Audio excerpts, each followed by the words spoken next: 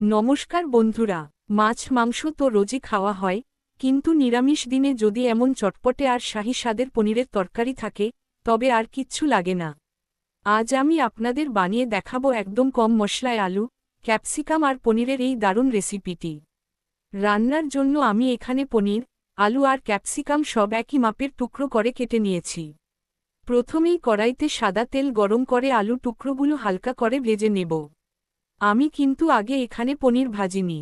এবার কড়াইতে আরেকটু তেল দিয়ে দিচ্ছি সামান্য গোটা জিরে আর গরম মশলা ফোড়ন থেকে মিষ্টি গন্ধ বেরোলে কেটে রাখা আদা বাটা টমেটো পিউরি দিয়ে দেব।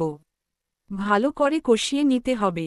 আদার কাঁচা গন্ধ চলে গেলেই একে একে দেব হলুদ গুঁড়ো, জিরে গুঁড়ো আর 1 চামচ ধনে গুঁড়ো। মশলাগুলো যাতে পুড়ে না যায়, তাই সামান্য একটু জল দিয়ে ভালো করে কষিয়ে নেব যতক্ষণ না তেল ছাড়ছে। মশলা কষানো হয়ে এলে এবার দিয়ে দিচ্ছি স্বাদমতো নুন আর রান্নার স্বাদ ব্যালেন্স করার জন্য সামান্য চিনি। সাথে দিচ্ছি কয়েকটা চেরা কাঁচা লঙ্কা। নিরামিষ রান্না একটু চিনি দিলে স্বাদটা খোলতাই হয়। এবার ভেজে রাখা আলু আর পনির দিয়ে মশলার সাথে ভালো করে মিশিয়ে নেব। পরিমাণমতো গরম জল দিয়ে 5-6 মিনিট ঢাকা দিয়ে হতে দেব।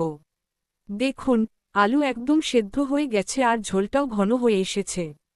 নামানোর আগে 1 চামচ ঘি আর গরম মশলা গুঁড়ো ছড়িয়ে দিলেই তৈরি আমাদের নিরামিষ পনির আলু ক্যাপসিকামের তরকারি।